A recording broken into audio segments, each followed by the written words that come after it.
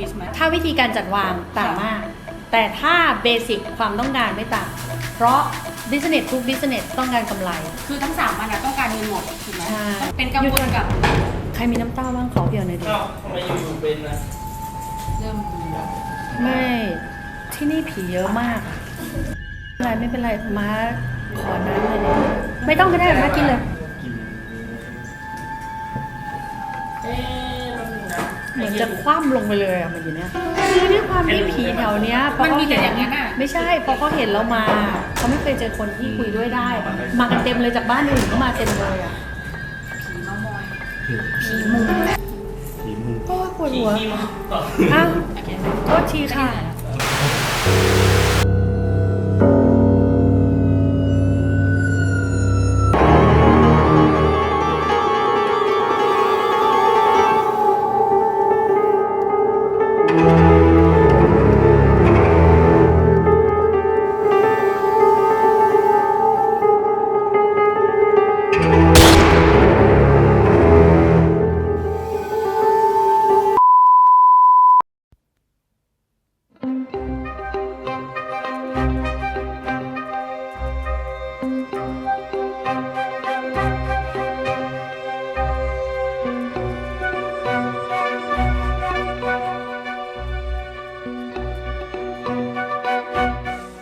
ทีนี้นะคะเราก็มาลองคุยกับเจ้าของร้านดูนะคะ แต่ก่อนที่เราจะคุยกันเนี่ยเดี๋ยวเรามาขอความรู้จากม้าก่อนคืออย่างวันนี้ค่ะเรามาฮวงจุ้ยร้านค้าถูกไหมแต่ว่าเทปที่ผ่านมาเนี่ยเราไปฮวงจุ้ยบ้าน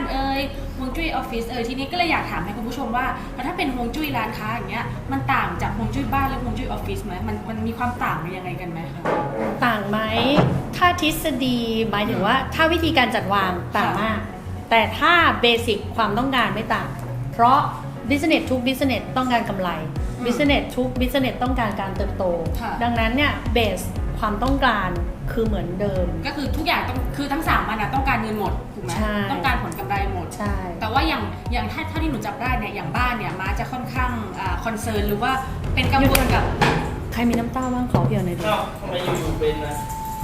เริ่ม ไม่ที่นี่ผีเยอะมากอะเหมือนจะคว่ำลงไปเลยอ่ะมันอยู่เนี้ย อย่าถามเขาหาแซ่บวันนี้เรื่องของเราเลย ผมทำอะไรไม่ได้บอกชิบหาย ไม่รู้จะคุยอะไรดี แต่ก่อนเดินเข้ามาคุยกับเจ้าที่ยังว่าจะดูร้านเนี่ย บวกแล้วแต่ว่าที่นี่อ่ะคือด้วยความเห็นเรามาเขาไม่เคยเจอคนที่คุยด้วยได้ มากันเต็มเลยจากบ้านอื่นก็มาเต็มเลยอะ ผีเมามอย ผีมุง ผีมึง โอ้ยปวด ผี หัว ที่มึงต่อ อ้าว โอเค โทษทีค่ะ พอเป็นบ้านอ่ะ เราอยากที่จะปล่อยวาง ที่เป็นบ้านแบบผูก เนาะ แต่เวลาถ้าเป็นบิสเนสเนี้ย ค่ะ ไม่ว่าจะเป็นร้านอาหารหรือว่าเป็นออฟฟิศเราต้องการให้พนักงาน alert เราต้องการให้ตัวเรา alert เราต้องการให้มันเป็นสปอตที่จะมีคนมอง ค่ะ ซึ่งบ้านไม่ใช่ เราไม่ต้องการให้ใครเห็น บ้าน บ้าน คือ เรา แบบลีฟมีอโลนให้ฉันนอนให้ฉันเป็นตัว ดังนั้น ฉันเถอะ ดังนั้นการวางฮวงจุ้ยถึงได้พูดว่าเมื่อกี้ถึงได้พูดว่าการตำแหน่งการวางจะไม่เหมือนเดิม ค่ะ อืม ทีนี้อย่างร้านเนี้ยค่ะด้วยความที่เป็นร้านริมถนนเนี่ยมาเคยบอกว่าถ้าเป็นบ้านเนี่ยแล้วริมถนนขนาดเนี้ยทำให้การนอนหลับเนี่ยไม่ดีแน่ๆสุขภาพไม่ดี ใช่ แต่อย่างถ้าเป็นร้านอาหารที่แบบอยู่ริมถนนอย่างเงี้ยมันจะมีผลอะไรบ้าง มีผลเยอะเลยจริงๆอะหมาม้าอยากคุยเขาเพราะเมื่อกี้ม้าแอบไปดูมา ค่ะ เขามีห้องนอน2 ห้อง ค่ะ แล้วเขามีคนงาน2 คน ใช่ค่ะมี2ห้องซ้ายขวา ซึ่งถ้าเราสัมภาษณ์คนงานเราจะรู้เลยว่าทั้ง2 คนนอนไม่เหมือนกัน ไม่ใช่นอนไม่ค่อยหลับนะ ลัก น ษ อ ณะ น การ ไม่เหมือนกัน นอนใช่ไหมคะ ใช่ แล้วบางคนเนี่ยต้องบอกว่า1 ใน 2เนี่ยจะมีคนหนึ่งที่นอนแล้วหลับตื่น อืม ซึ่งตอนเนี้ยคือห่วงสุขภาพเขามากกว่าด้วยความที่ตำแหน่งมันไม่เหมือนกัน ค่ะ คือข้อดีคือเขาแบ่งให้มี privacy ก็คือให้ลูกจ้างมีห้องส่วนตัว ค่ะ แต่ปัญหามันคือการนอนหลับอ่ะพออยู่ในตำแหน่งที่มันไปเป็นอย่างนั้นอ่ะมันไม่สุด มันส่งผลต่างกัน นึกออกไหม ใช่ไหม ส่งผลต่างกันเยอะมาก ทีนี้ก่อนที่เราจะเข้าไปคุยกับเจ้าของร้านเนี่ย อืม อยากจะถามอีก1คำถามหนึงเลยคือด้วยความที่ร้านอาหารเนี่ยมันมีหลายประเภทมา อื ก ม อย่างร้านเนี้ยค่ะเป็นร้านที่ขายเป็ดขายเป็ดย่างคือทั้งร้านเนี่ยมีแต่เป็ดว่างั้นเถอะที่นี่ประเภทอาหารของเนี่ยบางร้านก็เป็นเกาหลีญี่ปุ่นจีนติ่มซำก๋วยเตี๋ยวซาลาเปาส้มตำอย่างเงี้ยฮวงจุ้ยเนี่ยก็จะแบ่งตามประเภทอาหารได้ไหมคะ ใช่ หรือว่าการ การจัดวาง การจัด ม้าบอกได้เลยว่าถ้าเป็นร้านอาหารสิ่งสำคัญที่สุดคือเตา เตาไฟใช่ไหมคะ ใช่ ยกตัวอย่างเช่น ถ้าเป็นอาหารจีนเราต้องการไฟที่แรง อ่า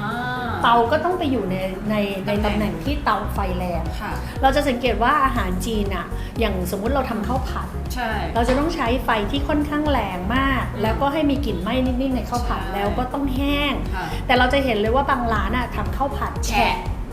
แฉะ ซึ่งลักษณะเตาอะคือสิ่งสำคัญที่สุดในการทำอาหารที่นี่ ค่ะ นั่นหมายความว่าเวลาเรามาดูฮวงจุ้ยอาหารอะสิ่งหนึ่งที่ม้าเห็นเลยก็คือหมอดูฮวงจุ้ยส่วนใหญ่อะเขาจะไม่ไปดูที่เมนู ใช่ ในความเป็นจริงอะเราต้องดูที่เมนู เพราะยกตัวอย่างนะ อย่างร้านเนี้ยเป็นเป็ด ค่ะ แต่ถ้าเป็นร้านเป็ดแล้วเป็ดเป็นเป็ดปักกิ่งเป็ดอะไรอย่างเงี้ย มันจะไม่เหมือนข้าวผัดกะเพราเป็ด หรือ หรือก๋วยเตี๋ยวเป็ด มันจะ คือมันคนละเรื่องเลยเกรดของอาหารมันคือไม่เหมือนกันคือคำว่าเกรดของอาหารมาหมายถึงว่า สมมุติว่าอย่างเป็ดปักกิ่งเนี้ยเราคงไม่ขายเป็ดปักกิ่งตัวละ200 บาทเราทำไม่ได้อยู่แล้ว ใช่ แต่ถ้าเราทำเป็ดย่างอย่างเงี้ยเราสามารถแบ่งขายจานละ ครึ่ง 200 ตัว บาท ก็ได้ ครึ่ง 1/4 ตัว ตัวก็ ได้ ได้ ซึ่งเกรดของอาหารน่ะ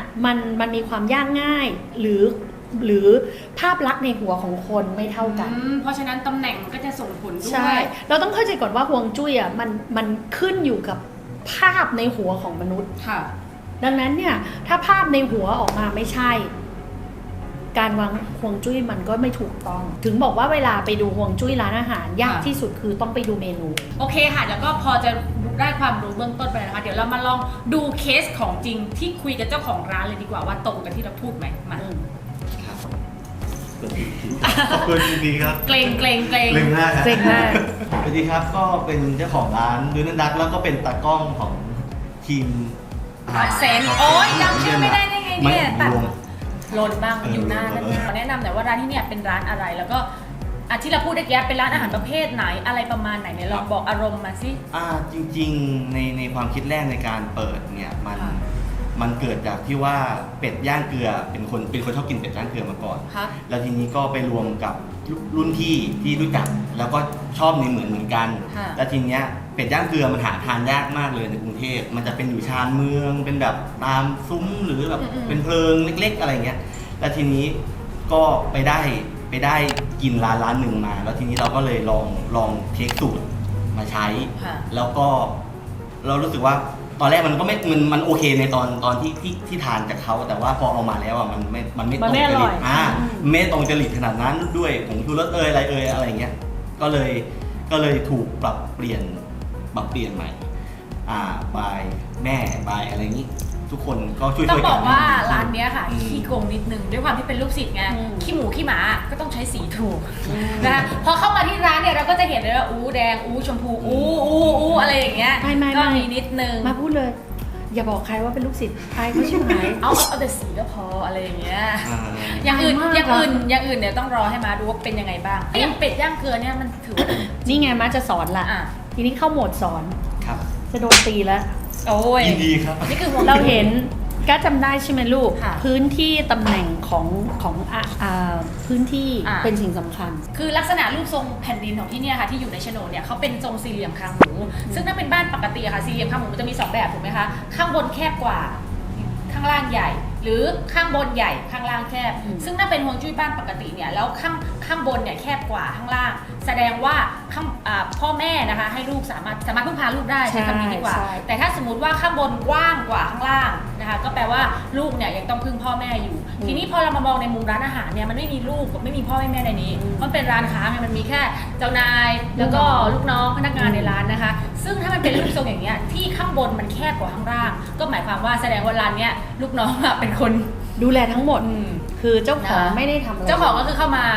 ข้างคราวอะไรเงี้ย เข้าน้อยมากด้วย คือปกติถ้า มันแทบ ตา ไม่เข้าเลยด้วยซ้ำไป คือถ้าเป็นปกติตามร้านอาหารเนี่ยเจ้าของต้องแบบอยู่ร้านคุมร้านเฝ้าร้านถูกไหมแต่ร้านเจ้าของร้านนี้คือแบบปล่อยลูกน้องทำจัดการไปอะไรอย่างงี้นะคะ อันนี้คือหนึ่งอันที่เราสามารถดูได้นะคะ อันที่สองนะคะ สิ่งที่เราจะต้องมาดูกันจริงๆสำหรับร้านอาหาร เมื่อเราเดินเข้ามาแล้วสิ่งสำคัญที่สุดของร้านอาหารคือโต๊ะเก็บเงิน แคชเชียร์หนูกำลังจะถามเลยว่าแคชเชียร์เนี่ยมันสำคัญที่สุดจริงไหมในร้านอาหาร สำคัญที่สุดสิเพราะมันเป็นที่เก็บเงิน เออ แต่อีร้านเนี้ยบอกได้เลยว่ามันเอาเข้ากระเป๋าตัวเองก่อนเข้าอันนี้เรียก ก็คือแบบคือเก็บไปก่อน คือเก็บไปก่อนนะถูกป่ะ แล้วค่อยมาทำบินทีหลัง คือมันเป็นสิ่งสำคัญมากเลยนะโต๊ะเก็บเงินเนี่ยถือโอกาสบอกตากล้องร้านกาแฟด้วยนะคะ คือโต๊ะเก็บเงินเนี่ย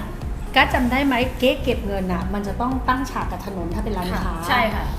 ดูดิตั้งฉากไหม ขนานไปดิมันต้องหันอย่างนี้ดิ ใช่ไงพอมันขนานมึงว่าเงินมันจะเข้าไหม เก๊เนี่ยมันขนานกับถนนยังไงถนนอยู่ด้านหน้าใช่ไหมคะมันก็วิ่งอย่างนี้ แต่เก๊เนี่ยเวลาเปิดตังมาอย่างเงี้ยมันก็ไปในทางเดียวกัน เพราะฉะนั้นเก๊เนี่ยต้องหันมาทางนี้เพื่อที่จะตั้งฉากกับถนนนะคะก็คืออย่างเงี้ยมันขนานกันเนี่ยเพราะมันเปิดไปอย่างนี้ถูกไหมคะจริงๆแล้วมันต้องหันไปอีกฝั่งหนึ่งนะคะ จริงๆหันหน้ามาทิศนี้แล้วเอาเก๊หันไปทางนู้นได้ อยู่บ้านเนี่ยถ้าเราหันหน้าออกหน้าถนนเนี่ยแปลว่าเรารับรู้ปัญหา ถ้าเราหันหลังให้ถนนแปลว่าเราไม่รับรู้ปัญหา ถามจริงๆเหอะเวลาเราเก็บเงินอ่ะ อ่า เราสนใจปัญหาของคนอื่นป่ะนี่มันร้านอาหารนะคุณไม่ต้องไปรับรู้ปัญหาของลูกค้าทุกคน งั้นแสดงว่าโต๊ะเนี่ยคุณอยู่อย่างนี้แล้วก็หันหน้าเก๊มาทาง แค่หันคอมพิวเตอร์มาฝั่งเนี้ย อ่ะ แล้วก็นั่งหันหลังให้ถนนแค่นั้นเอง ก็คือร้านอาหารก็คือเก็บตังค์อย่างเดียวอะแคชเชียร์คุณก็เก็บตังค์อย่างเดียว ไม่ถามจริงต้องรู้เหรอว่าลูกค้าเดินเข้ามามีผัวกี่คนมีแม่กี่คนมีเมียกี่คนไม่จำเป็นไง ถึงว่าวันนี้ผมมีประเด็นมีลูกค้าชอบมาบอกพนักงานที่ร้านบอกว่าเนี่ยมีปัญหาชีวิตมาคุย เหมือนกับมาปรึกษา แบบเนี่ยไม่มีคนเลี้ยงเลย เออ อยากได้คนไปเลี้ยงจังเลยหรืออะไรเงี้ย เออ คือมันเป็นประเด็นก็งงแบบเอ๊ะมันเล่าให้ฟังทำไมเนี่ยเรารู้จักสนิทขนาดนั้นเล เรา ยเหร เป็น อ ร้านอาหารแค่ เออ คุณจะขายอาหารเราขายอาหารให้คุณนะ คือบอกได้เลยว่ามันไม่มีความจำเป็นขนาดนั้นนึกออกปะแล้วพอเราทำขนาดเนี้ยเราตายอ่ะเพราะเราต้องไปรับรู้ทุกเรื่องของลูกค้า ไม่จำเป็นต้อง จริงๆแล้วตำแหน่งการวางโต๊ะกินข้าวของแต่ละคนเนี่ยสำคัญเหมือนกัน ต้องบอกว่าจริง ๆ แล้วว่าร้านอาหารน่ะตำแหน่งที่วางอ่ะอันเนี้ยที่เขาวางอยู่เราจะเห็นเลยว่าเขาจะเป็นโซนของผู้หญิง ค่ะ ใช่ไหม เขาจะวางตำแหน่งค่ะ การวางอย่างเงี้ยมันทำให้เห็นเลยว่ากินเสร็จก็ไป อ๋อ แต่ถ้าเราไปวาง ม่ ฝั่งมังกรอ่ะเรานั่งแช่ไง ใช่ ร้านกาแฟส่วนใหญ่อ่ะต้องอยู่ฝั่งมังกร เพราะว่ามันจะนั่ง จะ แช่ ได้ถูกจริตค่ะ ใช่ ทีนี้พอพูดถึงด้วยความที่ตอนนี้เราอยู่ในยุคโควิดไงลูกค้าส่วนมากก็ไม่ค่อยนั่งกินร้าน ก็จะเป็นเทคเอา a y ส่วนมาก แสดงว่าร้านอาหารที่ทำเป็นเทคเอา a y อย่างเดียวกับร้านอาหารที่นั่งกินที่ร้านเนี่ยตำแหน่งมันต่างกันไหมเพราะมันไม่ต้องมานั่งกินแล้ว เอาพูดจริงๆตำแหน่งต่างมาก เพราะว่าถ้าเป็นเทคเอา a y อ่ะเราควร กับ จะ บ้านอย่า เอา งเดียว เราควรจะเอาไอ้พวกกล่องหรืออะไรอย่างเงี้ยไปอยู่ในตำแหน่งที่ออกเรื่อย ในมุมของเทคเวเนี่ยควรจะจัดร้านแบบฟู้ดทรัคอะไรพวกเนี้ยที่เป็นเทคเวเป็นหลักอย่างนี้ด้วยถูกไหม ๆไม่บอกได้เลยว่าถ้าเกิด อยาก สมมติว่า อธิบาย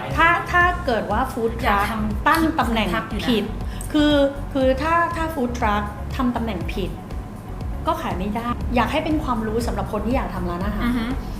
อย่างตำแหน่งที่เนี่ยเห็นเลยว่าเวลาเขาเก็บสต็อกอะ ค่ะ ที่เนี่ยเป็นพวกประเภทเก็บสต็อกทีเก็บเป็นหลายๆวัน อืม ไม่ได้ซื้อของที่ไหลเวียนทุกวัน เพราะว่าตำแหน่งทั้งหมดอยู่ตำแหน่งของผู้ชายหมด อ่ะ ดังนั้นเวลาซื้อทีซื้อเยอะ อ่าฮะ ๆใช่ไหมแต่สิ่งหนึ่งที่มันต่างออกไป เวลาเราทำแบบเนี้ยม้าเคยสอนแล้วว่าฝั่งของผู้ชายคือขายส่ง ค่ะ ฝั่งของผู้หญิงคือขาย ขาย ป ปลี ลี ก กอันนี้คือสอนไว้แล้ว ทีนี้ถ้าคุณไปเอาไว้อยู่ในตำแหน่งมังกรทั้งหมด สิ่งหนึ่งที่เกิดร้านเนี้ยก็คือมันไม่มีหรอกที่คนเดินเข้ามาแล้วขอสั่งชุดเดียว เวลาสั่งก็จะสั่งมากกว่า 2 ชุด อืม แต่นานๆถึงจะมาที มันไม่ได้มาตลอดเวลา ซึ่งร้านอาหารในความเป็นจริง มันต้องมา ต้องมาตลอดเวลา โดยเฉพาะร้านประเภทนี้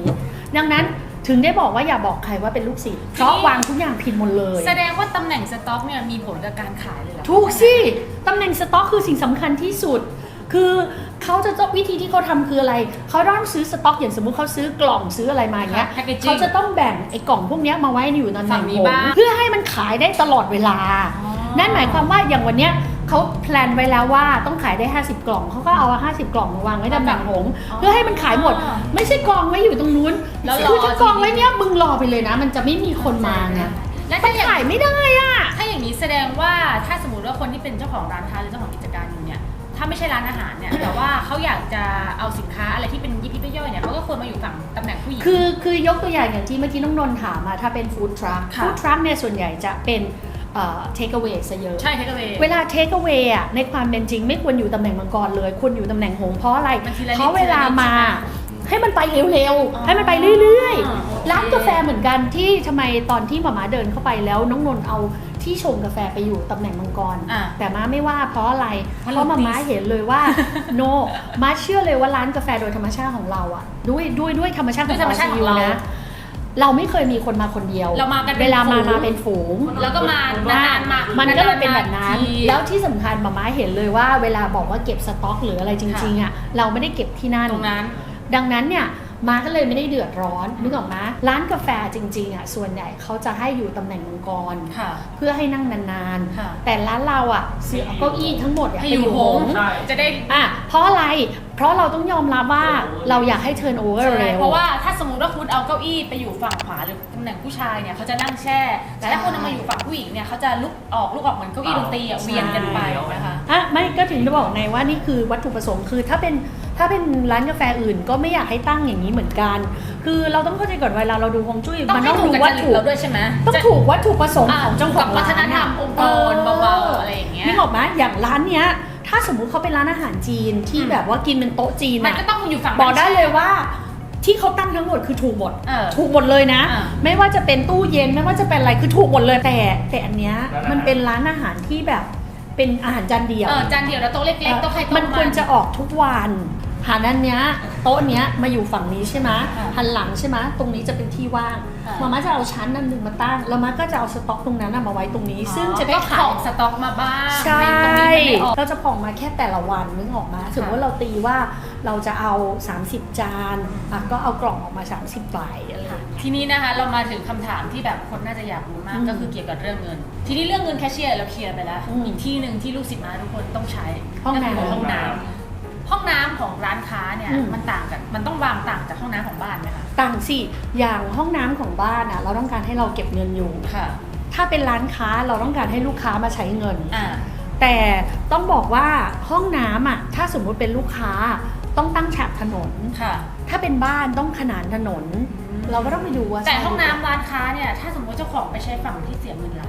ก็แสดงว่าเจ้าของก็จะขายไม่ได้ไง ก็แสดงว่าห้อ ห ง รือ น้ำ ขาย ที่ แล้ เป็ วน ก็ขาดทุน ห้องน้ำที่เป็นร้านค้าเนี่ยควรจะแบ่งของเจ้าของกับของลูกค้าไปเลย ใช่ แต่จริงๆแล้วถ้าถามมาถ้าเป็นร้านอาหารน่ะมาอยากให้เจ้าของเสียเงินนะ เพราะเขาต้องซื้อสต็อกซื้อ ใช ของมาเติม่ เรื่ ใช่ อยๆใช่ไหม ดังนั้นเจ้าของก็ใช้ห้องน้ำเดียวกับลูกค้าได้ อืม เพราะเวลาเก็บเราไปเก็บที่บ้าน อยู่ในร้านเราต้องการ ก็แค่ หมุนเวียน ทำบ้านให้ถูกแล้วก็ทำร้านให้ได้เงิน ใช่ ไปเก็บที่นู่น ถูก อ๋อ แค่นั้น อืม คือวิธีง่าย ๆ แค่นั้น แต่ม้าต้องบอกว่าตอนเนี้ยสิ่งที่ม้ามองอ่ะก็คือเตา ค่ะ ม้าบอกได้เลยว่าที่ม้าชอบก็คือเขาเอาตำแหน่งเป็ด ซึ่งเป็ดเนี่ยมันต้องย่างด้วยไฟช้า อ่อน ๆแล้วย่างนาน ครับ ซึ่งจริงๆอ่ะมันต้องอยู่ตำแหน่งของมังกร ค่ะ แต่พอเขาเอาความคริสปี้เอาความดีเทล อ่ะ ขอ เอา ง ความแบบ ของ เสม สกิ อน อะไรอย่าง มัน เงี้ย ก็เลยสามารถอยู่ที่ตำแหน่งหงได้ ลักษณะของการจัดเตรียมของอ่ะมาโอเค ที่เขาจะจัดตรงนี้นะเพอเขาก็จะละเอียดดีเทลแต่ว่าอันเนี้ยใช่ไง เวลาหมายถึงว่า จะตวง มันจะตวง อ่ะ เออ ร้านใช้คำว่าดีเทลเลย ไม่เขาจะตวงแบบ ค่ะ เขาเรียกอะไร ตามสูตร เขาจะไม่คิดเองอ่ะ ก็คือเขา ซึ่ มี ง โปรโตคอลให้ทำอ่ะ มันจะดีก เหมือน ว่า สั่งลาบเป็ดก็อัน นึกออกไหม หนึ่ง ถ้า สง ไปอยู่ผู้หญิงอ่ะมึงตามอำเภอน้ำใจอ่ะ อ๋อ อาหารมันจะไม่เท่ากันทั้งจานอะไรอย่าง อะไร เงี้ นะ ย เขาเรียกว่าอะไร ใส่ไป เขาเรียกว่าอร่อยครั้งเดียวจำสูตรไม่ได้ เอ แสด อง ว่าร้านนี้ก็คือทำทุกครั้งอร่อยทุกครั้ง ก็คือ ใช่ เป็น ใช่ ส เพ แตน ราะ ดา ว่า ร์ เขา ด เป็น ที่ ส เขา แตน ตั้ง ดา ไว้ ร์ดใช่ แต่ต้องบอกงี้ว่า ข้อหนึ่งที่พูดเลยพออาหารมันเป็นลักษณะแบบเนี้ยคืออย่างสมมติเขาใช้เป็ดย่าง แต่เมื่อกี้แอบเห็นเมนู ค่ะ ม้าก็ต้องบอกว่าถ้าถามโทษนะถ้าพูดตรง ครับเชิญ ๆ คือไม่เข้าข้างลูกศิษย์แต่ขอให้ปรับปรุงดีกว่า ครับ ตัวเป็ดย่างอาจจะอร่อยนะ แต่อย่างอื่น แต่อย่างอื่นเนี่ยจะมีปัญหายกตัวอย่างเช่นตัวซุปอร่อยกะ กะ เพ เพ รา รา อ่ะบอกได้เลยว่ากะเพราอ่ะถ้าทำข้างหลังจะอร่อย อืม ซึ่งปกติทำข้างหลังข้างหน้า ข้างหน้า ข้างหน้า ทำข้างหน้าใช่ไหมพอทำข้างหน้าแล้วทำตรงนี้ใช่ไหม ใช่ครับ มันก็จะกลายเป็นว่าบางวันอร่อย บางวันไม่อร่อย เอ้าต่อให้ตัวเหมือนกันเหรอคะ ใช่ เพราะอะไรรู้ป่ะ ค่ะ เพราะพอไฟอยู่ตำแหน่งนั้น อ๋อ น่ะ ไฟไม่เสมอปัญหาอยู่ที่ไฟ ปัญหาอยู่ที่ไฟ ต่อให้คุณช่างตรงทุกอย่างเหมือนเดิมแต่วันนี้ไฟอ่อนอันนี้ไฟแรงมันก็ คือไฟแรงๆอ่ะมันนึกออกปะ ครับ ไฟมันไม่เสมออ่ะ ค่ะ แล้วยิ่งถ้าวันไหนฝนตกอ่ะยิ่งไม่อร่อยอย่าเลยพี่อ๋อถามว่า ครับ ถูกไหมอันเนี้ยขายไม่ค่อยได้ ใช่ครับ ตัวที่ขายได้จะเป็น2ตัวบน ใช่ครับ เพราะอะไร เด่นๆเลยฮะ คือต้องบอกว่าเขาจะขายดีมากๆ เพราะอะไร เพราะตำแหน่งมังกรอ่ะมันคือสุด อย่างกะเพรา แล้ว ก็รู้เลยว่าจัด กะเพราก็จะหอม ครับ นึกออกไหมคนก็จะชม อาหารมันได้รสอ่ะ อืม ดังนั้นเนี่ยคือพี่อยากจะบอกว่าจริง ๆ แล้วสำหรับผู้ประกอบการนะคะสุขภาพของพนักงานคือสำคัญที่สุด เพราะอะไรถ้าเขาป่วยเราก็อยู่ไม่รอด ค่ะ แล้วดูจากฮวงจุ้ยเราเห็นแล้วว่าเราพึ่งเขามากกว่าตัวเองอีก ครับ ใช่ เพราะเราแค่ไม่ได้เข้ามาอยู่เลย เรา เรายิ่งต้องดูแลเขาใหญ่เลยนะคะ ตัวเนี้ยแล้วก็ผ้าปูที่นอนปลอกหมอนของร้านเนี้ยจำไว้เลยนะ ทุกอย่างที่อยู่ในห้องนอนเขาใช้ได้สีโทนเดียวคือชมพูหรือม่วง เท่านั้นใช้สีอื่นไม่ได้เลยนะ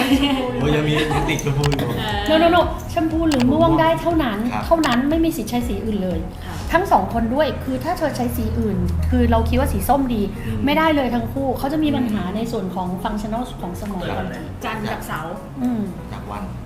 คือจริงๆ แล้วอ่ะฝรั่งสี ค่ะ สีส้มมันไม่เคยทำร้ายใครก็จริงจ้าแต่ด้วยความที่พอบ้านนี้เป็นแบบเนี้ยแล้วเราใช้กับเขาอ่ะ ก็เลยเครียด มันจะกลายเป็นว่าเขาจะเครียดสะสมซึ่งพี่อ๋อไม่อยากดังนั้นเนี่ยใช้ได้สีเดียวเลยคือสีชมพูหรือม่วงก็คือโทนเดียวนะคะ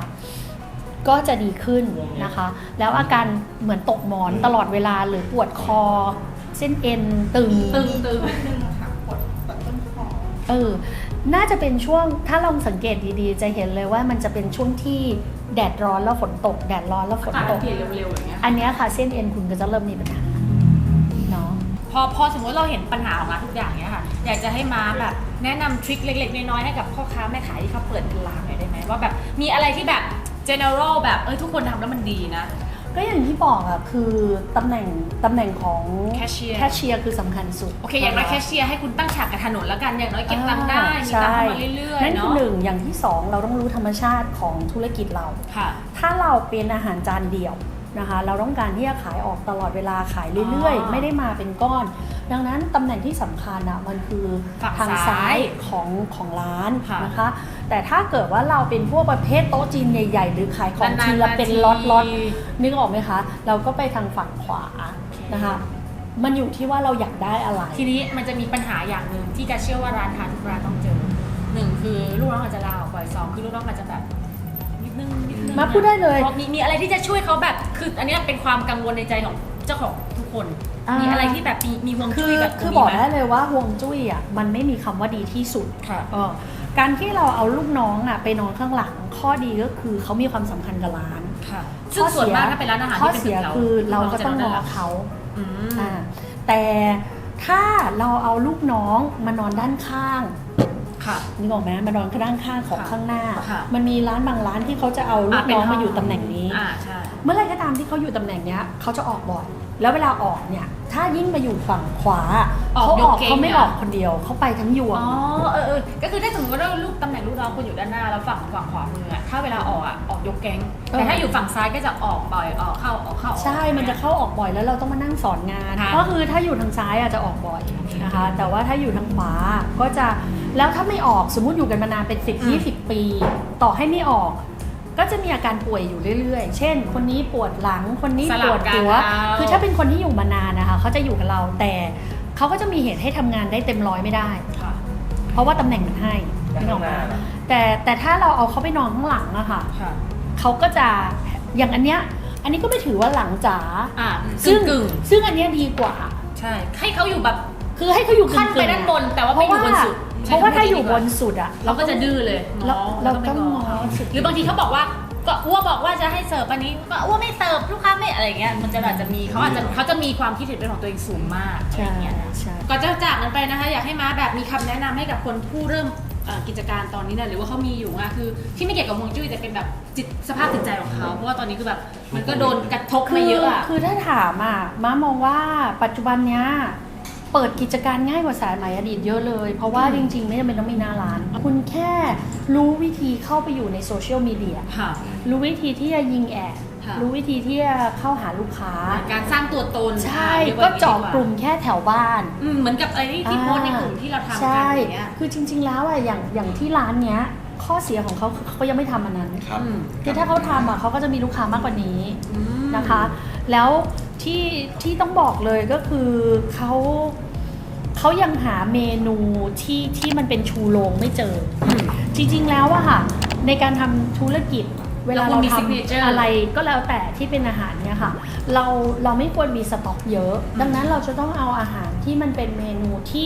ที่ใช้เมนของสินค้าที่มี ค่ะ ซึ่งเขาอะโชคดีตรงที่เขามีคำว่าเป็ด อืม แต่ด้วยความที่ตอนนี้ยังหาแกนตัวเองไม่เจอ เราก็ต้องหาจุดนั้นให้เจอเพื่อเป็นจุดเด่น ใช่ ของร้านนะคะ แล้วก็สร้างความแตกต่างค่ะ นะก็ลองดูเดี๋ยวยังไง ก็ถ้าเกิดว่าใครคิดที่จะเปิดร้านนะคะ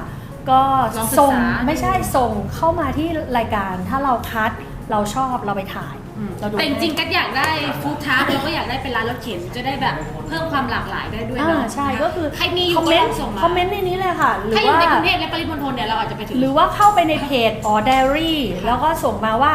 ผมจะทำธุรกิจอยากให้พี่อ๋อมาดูอะไรอย่างเงี้ยถ้าเราคัดเลือกเราก็จะไป ใช่แต่ว่าอันนี้ก็ขอความร่วมมือว่าเราต้องคัดแล้วเราต้องพิจารณาก่อนไม่ใช่คุณมาหรอกดูให้คุณหน่อยมึงต้องดูให้กูมึงต้องมานะถ้ามาอย่างนี้ก็ ไม่มีนะ คัดออกค่ะ เพราะว่าเรา อะไรอย่างเงี้ย ไม่ได้คิดเงินดังนั้นเนี่ยเราเลือก เราอยาก นะคะ จริงๆอ่ะเราอยากได้แบบอยากได้ทุกอาชีพอยากได้ทุกอย่างเลยเพื่อมัน ใช่ จะได้เป็นสร้างความหลากหลายให้อ่ะเนาะ เดี๋ยวเราจะเขียนไว้ข้างล่างนะคะ ก็ยังไงก็ไปตามนี้ส่งมาให้เราแล้วเราคัดเลือกเราก็จะไปถ่ายกับคุณ โอเคค่ะก็เดี๋ยวเราเจอกัน EP หน้านะคะว่า EP หน้าเราจะพาคุณไปดูฮวงจุ้ยอะไร